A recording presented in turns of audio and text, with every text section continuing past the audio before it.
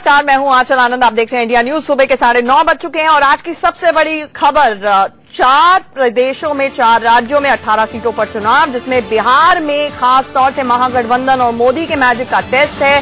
बिहार में लालू नीतीश की दोस्ती का भी टेस्ट होना है। आज ये भी तय हो रहा है कि क्या बिहार में मोदी का मैजिक बरकरार रहेगा। हमारे साथ देश का सबसे बड़ा पैनल भी मौजूद रहेगा, जो कि 4 राज्यों की 18 सीटों के चुनावी नतीजों का विश्लेषण करेंगे। लेकिन शुरुआत बिहार से आ रही इस वक्त की बड़ी खबर, ब्रेकिंग न्यूज से। बिहार में बीजेपी और आरजेडी जेडीयू गठबंधन में कांटे की टक्कर चल रही है। दोनों ही 5-5 सीटों पर आगे चल रहे हैं। आरजेडी गठबंधन की बात करें तो आरजेडी 3 सीटों पर, जबकि जेडीयू 2 सीटों पर आगे चल रही है। यानी कि बिल्कुल कांटे की टक्कर है। एक तरफ है गठबंधन, लालू नीतीश की दोस्ती और साथ में कांग्रेस, और दूसरे आरजेडी गठबंधन की बात करें तो आरजेडी 3 सीटों पर, जबकि जेडीयू 2 सीटों पर आगे चल रही है। यानी कि बिल्कुल कांटे की टक्कर है। एक तरफ है गठबंधन, लालू नीतीश की दोस्ती और साथ में कांग्रेस, और दूसरी तरफ है बीजेपी और एलजेपी। बीजेपी 9 सीटों पर चुनाव लड़ रही है, एलजेपी को 1 सीट दी गई है। लगातार बीजेपी कह रही है कि वो 10 की 10 सीटों पर जीत हासिल करेगी। हमारे साथ हमारे सहयोगी अभिषेक चंद्रा बिहार से जुड़ रहे हैं। हमारे साथ विनोद अग्निहोत्री जी स्टूडियो में वरिष्ठ पत्रकार जुड़ गए हैं, जो कि अमर उजाला के सलाहकार संपादक भी हैं। मैं विनोद जी के पास आऊंगी, लेकिन सबसे पहले अभिषेक आपके पास चलते हैं। बताइए हमें, कांटे की टक्कर चल रही है, 10 में से 5-5 का स्कोर चल रहा है इस वक्त। बिल्कुल आंचल, यहाँ पे काफी ही इंटरेस्टिंग सिनेरियो बना हुआ है। हालांकि हर पार्टियां ये क्लेम कर रही थी कि 8 से लेकर के 10 सीट वो अपने खाते में लेकर के जाएंगी, लेकिन जो सुबह 8 बजे से इलेक्शन की काउंटिंग शुरू हुई है और अभी तक करीब 4 राउंड के जो अभी तक काउंटिंग हो चुकी है, उसमें जो रुझान सामने आ रहे हैं, उन रुझान को अगर हम माने तो 5 सीट जो है उस पर बीजेपी आगे चल रही है। यानी कहीं न कहीं मोदी का जो असर है वो बिहार में बरकरार है, और लेकिन लालू फैक्टर भी जो है वो, और नीतीश का भी जो फैक्टर है, उस पर भी 5 सीट उनको भी रुझान मिल रही है। तो ये ले देकर के 50-50 का मामला बन रहा है। 5 सीटों पर बीजेपी फिलहाल के रुझानों में आगे आ रही है, या ऐसे कहें 5 सीटों पर एनडीए जो है वो आगे निकल रही है, और 5 सीटों पर आरजेडी, जेडीयू और कांग्रेस का हालांकि कोई खाता खुलता हुआ नहीं दिख रहा है। किसी भी सीट पर वो आगे उसको बढ़त नहीं मिल रही है। जो रुझान फिलहाल 4 राउंड्स के हमारे पास आ चुके हैं, लेकिन फिर भी ये बहुत ही दिलचस्प मुकाबला हो गया है बिहार की राजनीति में। और 2015 के जो विधानसभा चुनाव होने हैं, उसकी सारी शुरुआत, उसकी सारी तैयारी यही आज से ही शुरू होती है, आज के नतीजों से ही शुरू होती है। आज से ही सारी पार्टियों की रणनीति जो है वो बदलनी शुरू हो जाएंगी, बैठकों का सिलसिला शुरू हो जाएगा आज के नतीजों को लेकर। तो ले देकर आंचल कहें, आज के जो नतीजे हैं कहीं न कहीं नीतीश के लिए, लालू के लिए और खास करके मोदी फैक्टर के लिए बड़ा ही महत्व रखता है। बिल्कुल, अगले साल चुनाव है, सत्ता का सेमीफाइनल है। अभिषेक, एक बहुत अहम चीज हमें ये तो जानकारी आ चुकी है कि लालू जी की तबीयत खराब है, वो मुंबई गए हुए हैं, लेकिन बड़े भाई और छोटे भाई का मिलाप जो हमने देखा, 20 साल बाद इकट्ठे मंच पर नीतीश और लालू नजर आए। छोटे भाई क्या कर रहे हैं, ये जानकारी मिल पा रही है, क्योंकि बहुत ज्यादा सब कुछ उनकी इमेज का भी फैसला इसी चुनाव से होना है। इसी उपचुनाव से पता चलेगा कि आगे ये महागठबंधन की दशा और दिशा क्या रहने वाली।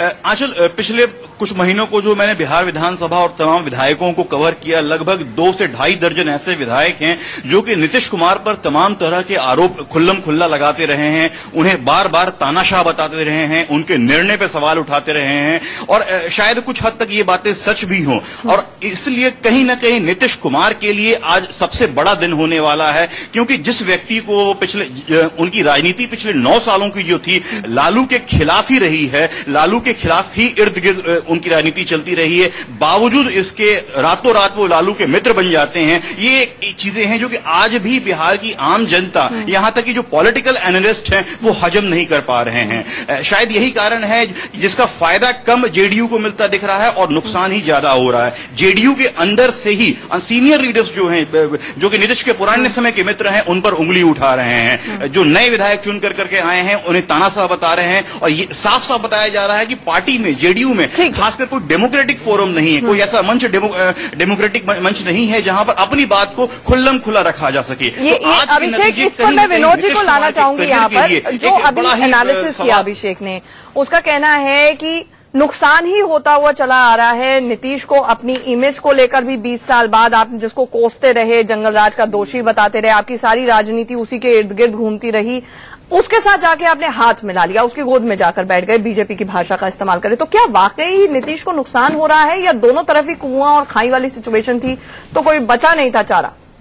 नहीं, देखिए, नीतीश कुमार जब एनडीए से अलग हुए, उसके बाद लोकसभा चुनाव के जो नतीजे आए तो उनके सामने निश्चित रूप से कोई रास्ता नहीं बचा था कि वो जो पुराना सामाजिक न्याय का और पिछड़ों की राजनीति करने वाले दलों का जो एक एकता थी उसको वापस किया जाए। ये अलग बात है कि निश्चित रूप से लालू यादव के खिलाफ उन्होंने पूरा अपना आंदोलन शुरू किया था और जो उनको मैंडेट मिला था वो लालू यादव के तथाकथित जंगल राज के खिलाफ ही मिला था।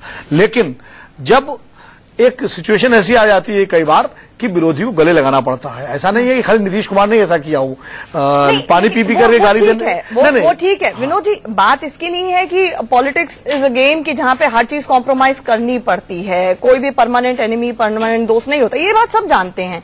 लेकिन एक आपकी इमेज, कहां आप लोकसभा चुनाव से पहले हमेशा अपने आप को विकास पुरुष की तरह प्रोजेक्ट करते आ रहे थे, मोदी के सामने आप कंटेंडर की तरह खड़े हो रहे थे, और कहां अचानक से आप इतने कदम पीछे चले गए और आप सिर्फ और सिर्फ मंडल या कास्ट की राजनीति पे उतर आए हो। तो ये थोड़ा एक पर्सनालिटी और इमेज का क्राइसिस नहीं है नीतीश? नहीं, क्राइसिस होता है, मैं आप इसमें कोई आपसे मेरी असहमति नहीं है, लेकिन भारतीय राजनीति में पिछले कुछ वर्षों से ये लगातार एक प्रवृत्ति बन गई है। अब रामविलास पासवान को देखिए, 10 दिन पहले नरेंद्र मोदी को गाली दे रहे थे, उसके बाद वो जय जयकार करने लगे, तो वहां भी इमेज क्राइसिस का संकट था। लेकिन मोदी का माहौल था, लहर थी, उस लहर में सवार होकर निकल गए। तो सवाल ये है कि जब आपका राजनीतिक अस्तित्व खतरे में पड़ जाता है और आपको लगता है कि क्या करना है। विनोद जी, आपको बता दूं 6 और 4 का मामला हो रहा है। बीजेपी 6 सीटों पर आगे चल रही है और 4 सीटों पर महागठबंधन आगे चल रहा है। आपको बता दें कि 10 में से अगर महागठबंधन की बात करें तो बीजेपी महागठबंधन की बात करें तो आरजेडी 4, जेडीयू 4 और कांग्रेस 2 सीटों पर कंटेस्ट कर रही है, जिसमें से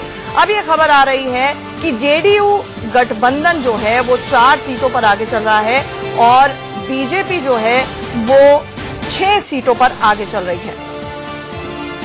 हमारे साथ हमारे वरिष्ठ पत्रकार अवधेश जी भी जुड़ गए हैं। अवधेश जी, इनिशियल जो रुझान आ रहे हैं, आपकी पहली प्रतिक्रिया? इनिशियल रुझान स्वाभाविक है, जो अपेक्षा थी। ये बात ठीक है कि लालू प्रसाद यादव और नीतीश कुमार की गठबंधन आसानी से लोगों के गले नहीं उतरती है, फिर भी एक जो सामाजिक जनाधार है और सामाजिक समीकरण है उसकी ताकत तो है, उसके आधार पर ये रिजल्ट बन रहा है।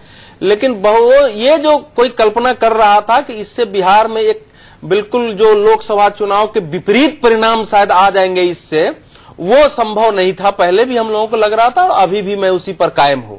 लेकिन हाँ, लोकसभा चुनाव से के अनुसार ही ये परिणाम नहीं होगा, ये भी तय है। देखिए, आज के इस उपचुनाव 50-50 मामला रहेगा। आप ये अभी भविष्यवाणी करना ठीक नहीं, लेकिन मेरा कहना ये है। चलिए, भविष्यवाणी नहीं, एक हंच ले लेते हैं। आप तीनों लोगों का, अभिषेक के पास भी जाएंगे, लेकिन एक हंच ले लेते हैं। आप ये बताइए, महागठबंधन बचेगा या नहीं बचेगा इस उपचुनाव के नतीजे आने के बाद? 12 बजे के बाद हमारी स्थिति बिल्कुल क्लियर हो जाएगी। नहीं, महागठबंधन जो है वो एक मजबूरी का गठबंधन है, उनको टूटने से हानि ही हानि है। अच्छा। ये 2 लोग, एक तो जनता के द्वारा नकारे गए और एक अपनी पार्टी में मजबूरी में मुख्यमंत्री पद से हटाए गए और एक न्यायालय के सजा याफ्ता लोग हैं, उनके पास कोई चारा नहीं है इस समय। है, मुझे ये बताइए, महागठबंधन का मतलब है कि मजबूरी इतनी है मोदी के खिलाफ, अमित शाह और मोदी के खिलाफ का कॉम्बिनेशन ऐसा है कि इनको जारी रखना पड़ेगा? बिल्कुल रखना पड़ेगा। विनोद जी?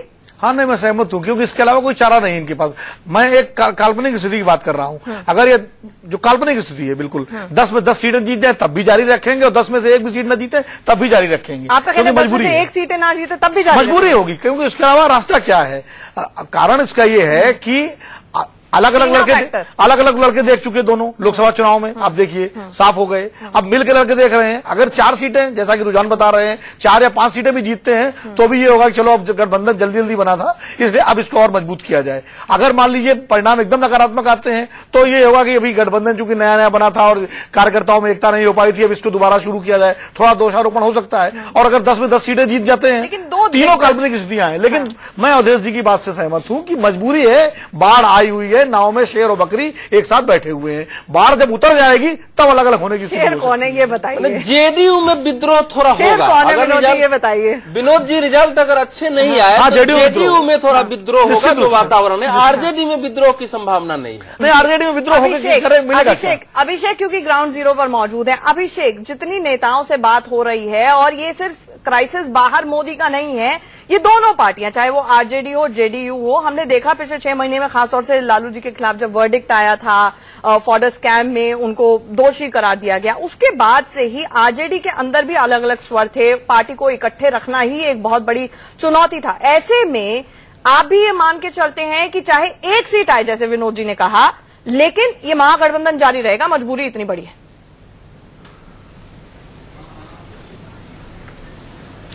महागठबंधन भले ही जारी रहे, 1 सीट या 2 सीट अगर इसको मिलते हैं at the end of the day, मगर एक बात तो पक्का है कि बागियों की संख्या जो नीतीश कुमार के खिलाफ है वो बढ़ेगी।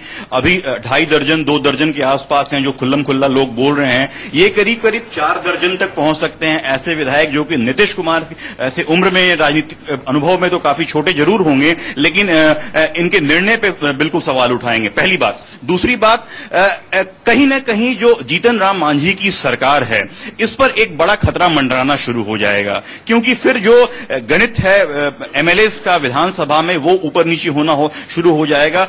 विधायकों का एक पार्टी से दूसरे पार्टी में आने जाने का सिलसिला भी शुरू हो जाएगा। क्योंकि आंचल, इस बात को याद रखिए कि इसे बिहार में एक तरीके से सेमीफाइनल के रूप में देखा जा रहा है। अगले साल 2015 में जो विधानसभा चुनाव होने, ये तो केवल सेमीफाइनल है, अगले साल जो फाइनल होना है उसके लिए लोग आना जाना शुरू कर देंगे। तैयारियां वहीं की हैं, मेन टारगेट वहीं पर है, ठीक है। तो नीतीश कुमार कहीं न कहीं बहुत बड़े आलोचना के शिकार हो रहे हैं, और कहीं न कहीं लालू प्रसाद को ही थोड़ा बहुत फायदा मिल रहा है। सवाल ये भी है कि अब यू टर्न लेना क्या बहुत देर हो चुकी है नीतीश के लिए। एक छोटे से ब्रेक के लिए हमें रुकना पड़ रहा है, चर्चा जारी, आप कहने चाहिए, बने रहे हमारे साथ। बीजेपी गठबंधन 5 तो आरजेडी गठबंधन भी 5 सीटों पर आगे चल रहा है। एमपी में बीजेपी 3 सीटों पर आगे है, पंजाब में अकाली कांग्रेस 1-1 सीट पर आगे है। इस वक्त की बड़ी खबर आ रही है, आपको बता दें कि सत्ता का सेमीफाइनल इसे माना जा रहा है, खासतौर से बिहार में, जहां पर कहानी में अचानक से ट्विस्ट आया। एक दूसरे के धुर विरोधी कोडैक मोमेंट देते हुए आपकी स्क्रीन पर नजर आ रहे हैं नीतीश और लालू, दोनों इकट्ठे 20 साल बाद एक मंच पर नजर आए। नीतीश 20 साल तक, 2 दशकों तक लगातार लालू को कोसते रहे, जंगल राज का दोषी ठहराते रहे, खुद को विकास पुरुष की तरह प्रोजेक्ट करते रहे। लेकिन मोदी फोबिया क्या इतना बढ़ गया था कि दोनों ने मंच साझा किया। और आज की बड़ी खबर यही है। हमारे साथ अवधेश जी, विनोद जी, लगातार पैनलिस्ट जुड़े हुए हैं। अभिषेक हमारे साथ पटना से जुड़ा हुआ है, और साथ ही साथ दीप्ति मध्य प्रदेश से, जहां पर भी 3 सीटों पर इस वक्त वोटों की गिनती जारी है। हमारे साथ अभिषेक लगातार जुड़े हुए हैं। अपने दर्शकों की जानकारी के लिए बता दें कि हम, चाहे वो अभिषेक हो, अवधेश जी हो या फिर विनोद अग्निहोत्री जी हो, तीनों ने ही कह दिया है कि आज नतीजे कुछ भी आए, लेकिन मजबूरी लालू नीतीश की इतनी बढ़ गई है कि महागठबंधन जिसका टेस्ट है वाकई, वो जारी रहेगा। अभिषेक, एक बहुत बड़ा पहलू इसमें यह भी है कि वोटिंग परसेंटेज इन उपचुनावों में काफी कम रही। हमने देखा लोकसभा चुनाव के दौरान वोटिंग परसेंटेज हर जगह 10 से 12% बढ़ी थी, अगर ऑन एन एवरेज देखा जाए, जबकि करीब 46% ही इन 10 सीटों पर वोटिंग परसेंटेज रही है। क्या लगता है आपको कि ये बीजेपी के पक्ष की बात है या आरजेडी महागठबंधन के पक्ष की बात?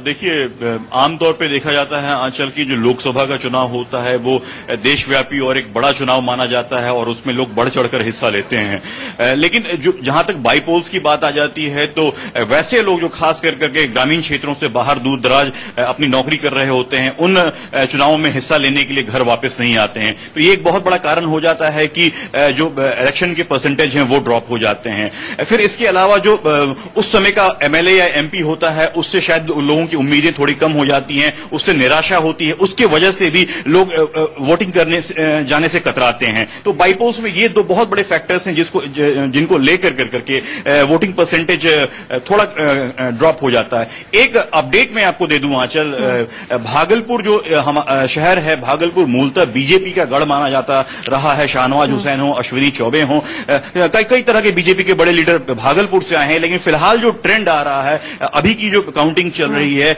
वहां से कांग्रेस के उम्मीदवार जो हैं वो आगे चल रहे हैं।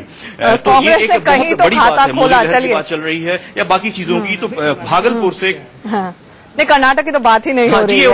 ये रुझान है अभी बिल्कुल। और भागलपुर में एक बहुत दिलचस्प चीज, क्योंकि हम वोटिंग परसेंटेज पे थे, वोटिंग परसेंटेज सिर्फ और सिर्फ 37% थी भागलपुर में। अभिषेक कुछ कहना चाह रहे हैं, उसके बाद मैं दीप्ति के पास आती हूँ। अभिषेक, बात पूरी कर लीजिए। हाँ, मैं ये कह रहा था कि अभी हमारे नीतीश कुमार के एक सहयोगी ने हमें फोन कर, हालांकि ये ऑफ द रिकॉर्ड बात कर रहा है, वो नीतीश कुमार के साथ में ही थे, कि नीतीश कुमार की दिल की धड़कन बहुत बढ़ी हुई है। नीतीश कुमार लगातार टीवी देख रहे हैं, लगातार इनपुट्स ले रहे हैं, और लेकिन कहीं न कहीं वो परेशान हैं, चिंतित हैं, विचलित हैं, और उनकी दिल की धड़कनें आज के नतीजों को लेकर करके बहुत बढ़ी हुई है।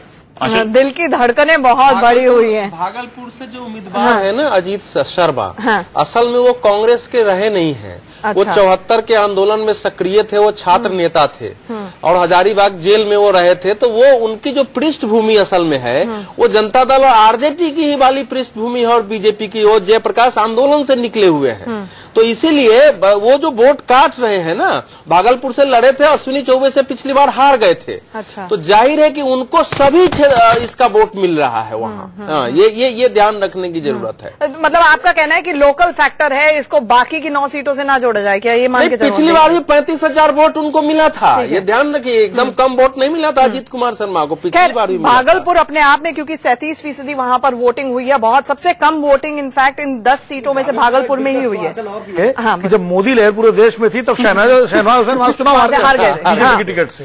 तो इसका मतलब कहीं न कहीं कुछ वहां जो है, ये लोकसभा चुनाव भी लड़े थे, तीसरे नंबर पर रहे। मतलब भागलपुर में लोचा है, आप ये कह रहे हैं वो। क्योंकि जब पूरी लहर है पूरे उत्तर भारत में और पूरे देश में और बिहार में, तब शहनवाज हुसैन जैसा मजबूत नेता, शहनवाज हुसैन अच्छे लोकप्रिय नेता है, और वो चुनाव हार जाए, तो निश्चित रूप से कहीं न कहीं कुछ वहां कुछ आप मान सकते हैं। ठीक है, मैं इस पे आती हूँ। एक जो यूएसपी अभी ताजा खबर जो अभिषेक ने बताई, जो सबसे इम्पोर्टेंट है, ये कि नीतीश कुमार की भी धड़कनें तेज हैं, वो लगातार संपर्क में हैं अपने नेताओं के साथ, और लगातार वो टैब रखे हुए हैं, टीवी उनका खुला हुआ है। ये एक अपडेट हमारे पास जरूर आया है, अभिषेक ने अभी दिया है। बात अब एक बार फिर से मध्य प्रदेश की कर लेते हैं। पिछली बार अनफॉर्चुनेटली हमारा संपर्क टूट गया था दीप्ति के साथ। दीप्ति, कुल मिलाकर एक अच्छी खबर, और फिलहाल जब तक हमने आखिरी बार बात की थी, तीनों सीटों पर बीजेपी आगे चल रही थी, अभी भी वही हालात है? बिल्कुल आंचल, तीनों सीटों पे बीजेपी आगे चल रही है। जो बाई इलेक्शंस हो रहे हैं, और इसमें ये बड़ी बात मैं बता दूं आंचल की, जिस तरह से कांग्रेस ने हल्ला मचाया था पूरे व्यापम को लेके, पूरी सरकार को जो है भ्रष्ट साबित करने की कोशिश करी थी, मुख्यमंत्री शिवराज सिंह चौहान पे जो है पर्सनल अटैक करे थे, उसके बाद भी जिस तरह से नतीजे आ रहे हैं, उसे देखकर माना जा सकता है कि निश्चित ही बीजेपी का जादू, या यूं कहें कि शिवराज का जादू लोगों पे फिलहाल बरकरार है। क्योंकि इसमें से जो कटनी जिले की 2 सीटें हैं, बोहरीबंद विधानसभा और विजय राघवगढ़ विधानसभा, ये दोनों सीटें जो है पिछले कई लंबे समय से परंपरागत तौर पे कांग्रेस की सीटें रही हैं। बोहरीबंद में पिछली बार बीजेपी 2 बार के बाद जीती थी, और जो विजय राघवगढ़ की सीट थी, तो वो तो खुद ही कांग्रेस के पास थी, और जो कांग्रेस के एमएलए थे वो बीजेपी ज्वाइन करके और बीजेपी से चुनाव लड़ रहे हैं। और वहां के अलावा जो तीसरी सीट है आगर मालवा, उस सीट पर जो है एक तरफा चुनावी नतीजे जा रहे थे, क्योंकि ये मालवा इलाके की सीट है। मालवा इलाके में वैसे ही संघ का दबदबा माना जाता है, और इस बार पूरे मालवा निमाड़ इलाके में जो है बीजेपी का परचम लहराया था। तो निश्चित ही जो ये तीनों उपचुनाव है, ये कहीं न कहीं ये साबित कर रहे हैं कि मुख्यमंत्री शिवराज सिंह चौहान का जादू बरकरार है, बीजेपी के सुशासन को लेकर लोगों को अभी विश्वास है, और कहीं न कहीं ये मध्य प्रदेश मुख्यमंत्री बीजेपी के साथ साथ जो है नए नवेले अध्यक्ष नंद कुमार चौहान के लिए भी एक अच्छी खबर साबित हो सकती है कि तीनों सीटों पे बीजेपी जीत की ओर आगे बढ़ रही है। हाँ, चल दिलचस्प बात ये है दीप्ति की, जब हम बिहार की बात कर रहे हैं, बार बार मोदी के मैजिक के टेस्ट की बात कर रहे हैं, लेकिन आपने अभी जितनी देर भी हमसे बात की, आपने कहा शिवराज का जादू बरकरार है, बीजेपी का जादू बरकरार है, संघ का दबदबा है, मोदी का आपने नाम भी नहीं लिया। तो क्या माना जाए कि चाहे लोकसभा चुनाव में तो अलग गेम प्लान रहा, लेकिन इन 3 सीटों पर भी जब हम बात करेंगे तो लगातार हम शिवराज की ही बात करेंगे, प्रधान सेवक की, आपके मुख्य सेवक की। मोदी की बात है तो निश्चित ही लोकसभा के जो चुनाव था उसमें शिवराज सिंह चौहान के साथ साथ नरेंद्र मोदी का जादू भी चढ़कर बोला था, और उस वक्त खुद शिवराज सिंह चौहान ने ये कहा था कि मैं तो पार्टी का सेवक हूं, जो जादू है वो नरेंद्र मोदी का है। और इसके अलावा ये भी कहा था उन्होंने कि नरेंद्र मोदी का करिश्माई व्यक्तित्व है, चमत्कारिक व्यक्तित्व है कि बीजेपी 27 सीटों पर आई है। तो निश्चित ही अगर हम इन छोटे चुनाव की बात करेंगे तो यहाँ पर बड़े लीडर तो निश्चित ही कैंपेनिंग के लिए आए थे। बीजेपी ने एक लंबी चौड़ी लिस्ट बनाई थी, लेकिन जो स्टेट बीजेपी थी, बीजेपी का जो यहाँ का संगठन था, उसने साम दाम दंड भेद सारी तरीके अपनाए थे इन 2 सीटों पे खासकर जीत के लिए। कांग्रेस संजय पाठक जो है, जिन्होंने कांग्रेस से बीजेपी ज्वाइन करी थी, उन्होंने अपनी एक लंबी चौड़ी फौज लगाई थी लोगों के बीच ये बताने के लिए कि वो अब कांग्रेस से नहीं बीजेपी से चुनाव लड़ेंगे, इसलिए अगर संजय पाठक को चुनाव जिताना है तो कमल पे मोहर लगानी होगी। वहीं बोहरीबंद का इलेक्शन जो है काफी टफ था बीजेपी के लिए, क्योंकि जो कांग्रेस के कैंडिडेट थे सौरभ सिंह, वो उनका पड़ला कहीं ना कहीं जो लोकल इक्वेशन है उसको लेकर भी बहुत भारी पड़ रहा था। उससे पहले वो बीएसपी से चुनाव लड़े थे, तो जितने इक्वेशंस थे सब उनके फेवर में जा रहे थे। तो यहाँ पर बीजेपी जो है कांग्रेस के पूर्व एमएलए जो निशित पटेल है उसको कांग्रेस ज्वाइन कराया बीजेपी ने कि बोहरीबंद में अगर निशित पटेल को कांग्रेस ज्वाइन करा लेंगे तो पार्टी की स्थिति अच्छी हो सकती है, प्रणव पांडे के फेवर में नतीजे जा सकते हैं। और अभी भी जो हालात देखने में आ रहे हैं आंचल की, बोहरीबंद में जो है बीजेपी लीड में तो है, लेकिन सबसे कम लीड फिलहाल बोहरीबंद की है। तो निश्चित ही इसमें कोई दो राय नहीं कि मोदी का अपना जादू है। लेकिन अगर हम विधानसभा चुनाव की बात करेंगे तो पिछले विधानसभा चुनाव में भी मध्य प्रदेश बीजेपी का मजबूत संगठन और कहीं न कहीं शिवराज सिंह चौहान की जो रिश्तों की राजनीति है वो काम आई थी। और शायद हो सकता है कि यही एक रीजन है कि मध्य प्रदेश बीजेपी का संगठन आज भी मध्य प्रदेश कांग्रेस से बहुत मजबूत है। यही वजह रही कि तमाम हल्ला मचाने के बाद भी, शोर मचाने के बाद भी कांग्रेस मैदानी स्तर पे इन 3 सीट में भी कुछ नहीं कर पाई, जबकि 2 सीटें कांग्रेस की ही परंपरागत हमारे एडिटर इन चीफ दीपक चौरसिया जी भी जुड़ गए हैं। दीपक, आप सवाल पूछना चाह रहे हैं। दीप्ति, सबसे कठिन चुनाव थे शिवराज के लिए अगर कहा जाए, चारों तरफ से घिरे हुए हैं, व्यापम घोटाला, नए समीकरण भी बन गए हैं बीजेपी के अंदर दिल्ली में, और ऐसे इन तमाम परिस्थितियों को देखते हुए शिवराज के लिए कठिन चौहान थे, अपने घर के अंदर घिरे हुए हैं, कोई उनके साथ नहीं है। मध्य प्रदेश बीजेपी में अगर देखा जाए कैबिनेट भी पूरी तरह से उनके साथ नहीं है, तो कितने महत्वपूर्ण है उनके लिए चुनाव? बिल्कुल दीपक, अगर इन चुनाव की बात करें तो जो विधानसभा चुनाव थे या जो लोकसभा चुनाव थे उसके बाद से पिछले 2 महीने में जिस तरह से हालात बदले कि शिवराज सिंह चौहान पे लगातार कांग्रेस अटैक करती जा रही थी, पर्सनल अटैक कर रही थी और पूरी सरकार की छवि भ्रष्ट साबित करने में लगी थी। और कई मौके ऐसे भी आए कि जब लगातार शिवराज सिंह चौहान पे पर्सनल अटैक हुए तो बीजेपी की तरफ से किसी ने निकलकर डिफेंड नहीं करा, बीजेपी की तरफ से कोई एक व्यक्ति मीडिया के सामने नहीं आया, और खुद मुख्यमंत्री शिवराज सिंह चौहान ने फिर मानहानि के दावे ठोके और सारी चीजें इस तरह से सामने आई। और अगर सरकार की तरफ से एक छोटी बहुत बात सामने आती थी कि मुख्यमंत्री मानहानि का दावा करेंगे, तो निश्चित ही ये चुनाव जिस तरह से बीजेपी की साख जितनी दाव पर नहीं थी, उससे ज्यादा कहीं न कहीं शिवराज सिंह चौहान की साख जो है दाव पर लगी हुई थी। क्योंकि पिछले दिनों जिस तरह से समीकरण बने थे, मुख्यमंत्री शिवराज सिंह चौहान पार्टी में ही नहीं सरकार में भी अकेले खड़े नजर आ रहे थे। और जिस तरह से राजनाथ की टीम सामने आई उसमें माना जा रहा था कि मुख्यमंत्री शिवराज सिंह चौहान की तरफ से या मुख्यमंत्री शिवराज सिंह चौहान की जिनसे ट्यूनिंग हो, ऐसा कोई व्यक्ति उस टीम में नहीं है। लेकिन उसके तुरंत बाद जिस तरह से नंद कुमार चौहान जो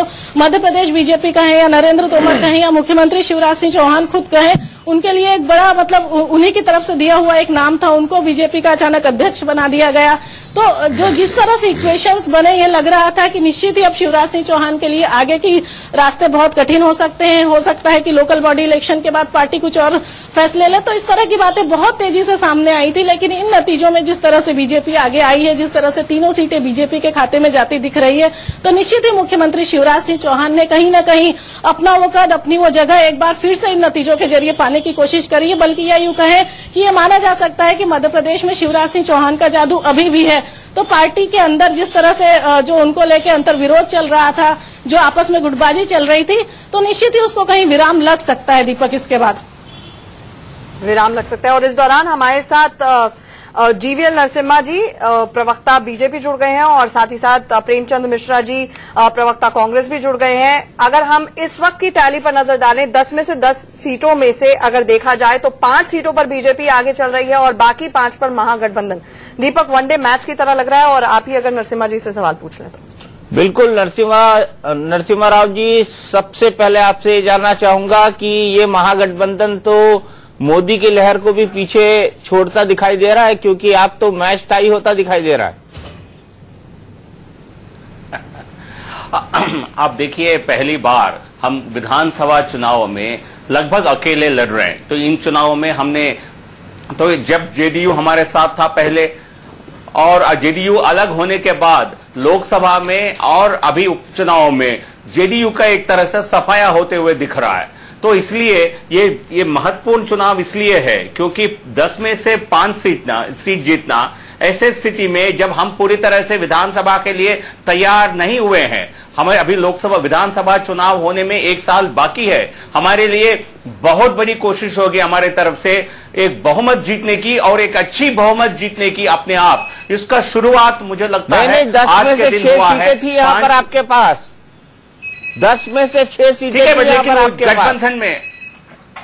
बट दीपक जी भी करते हैं 6 का आंकड़ा हम पार करेंगे। यदि नहीं होता है तब भी 6 सीट अपने आप नहीं जीते थे, एक गठबंधन में हम जीते थे, और उसमें से अभी भी लगभग आधा सीट अपने आप रखना मुझे लगता है एक प्रकार की एक बहुत बड़ी सफलता है भाजपा के लिए। बिहार में आने वाले दिनों में भाजपा के खिलाफ बाकी सब एक तरफ होने के बावजूद भाजपा उन पर भारी पड़ेगी।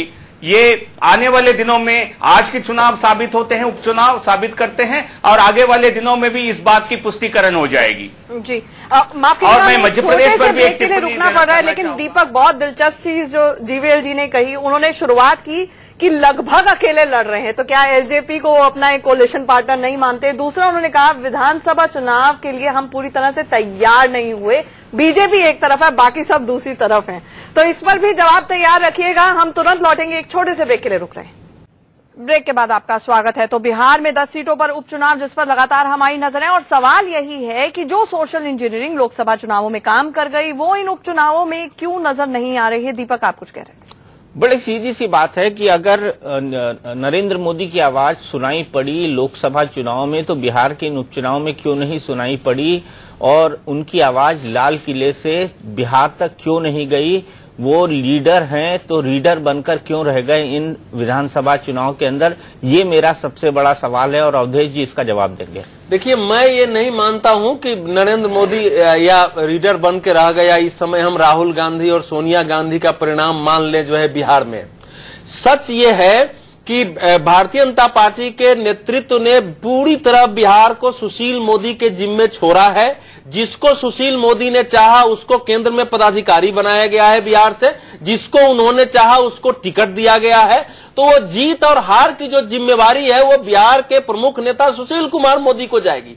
और लालू और नीतीश कुमार चाहे मोदी, नहीं, लालू और नीतीश कुमार चाहे जितने नकारे जाएं, अगर कद के हिसाब से देखा जाए तो सुशील मोदी से आज भी इनके बड़े कद है। लोकसभा चुनाव परिणाम में भी यद्यपि लालू को सीटें कम आई थी, लेकिन उनके वोट परसेंटेज काफी थे।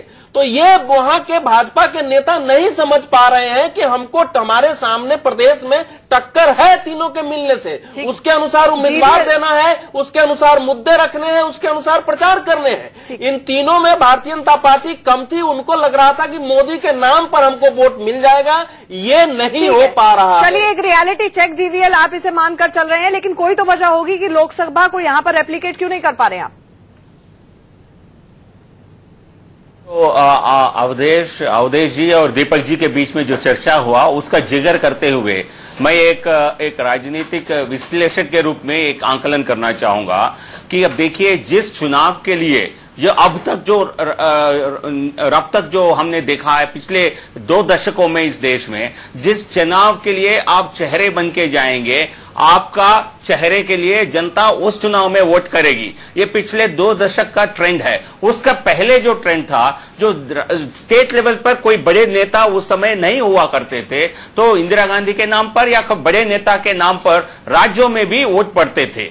लेकिन इसी देखिए 3 लेवल पर वोटिंग होता है। एक तो कैंडिडेट लेवल वोटिंग, कौन कैंडिडेट है, मेरा एमएलए कैंडिडेट कौन है, मेरा एमपी कैंडिडेट कौन है। दूसरा, कौन मुख्यमंत्री का चेहरा है, कौन लोकसभा को, कौन प्रधानमंत्री का चेहरा है। इस तो इक्वेशन को हर चुनाव में बदलता रहता है। लेकिन भाजपा के लिए क्योंकि हमारे पास एक बहुत बड़ा पॉपुलर नेता जैसे नरेंद्र मोदी जी हैं, जो मैं समझता हूं कई दशकों से इस देश में नहीं हुए हैं। तो हमारे लिए ये एक ट्रेंड को रिवर्स करना और राज्यों में भी जो चुनाव होते हैं उसमें भी लोकसभा राष्ट्रीय नेता का प्रभाव दिखने के लिए काम करना, एक मैं समझता हूं ये एक इंजीनियरिंग करने वाली जो स्ट्रैटेजी है, इसमें करेंगे और सक्षम भी होंगे, लेकिन इसमें समय लगेगा। जो राज्य के लेवल पे चुनाव होंगे उसमें राज्य लेवल के फैक्टर्स काम करेंगे। यही सवाल है कि उपचुनावों में के लिए आप कह रहे हैं समय लगेगा, लेकिन अभी से कई जगह पर इनॉग्रेशन करने मोदी जी जा रहे हैं ना, उन स्टेट्स में जहां पर बाकायदा चुनाव होने हैं, तो वहां पर वर्क शुरू हो गया, यहाँ पर क्यों नहीं हुआ? ये शायद आपके लिए ही एक चर्चा का विषय है। और अमित शाह ने बिहार के लिए रणनीति क्यों नहीं बनाई? ये भी सवाल है, इसका जवाब दीजिएगा। एक छोटे से ब्रेक के लिए रुकना पड़ रहा है, माफ कीजिएगा, तुरंत लौटते हैं।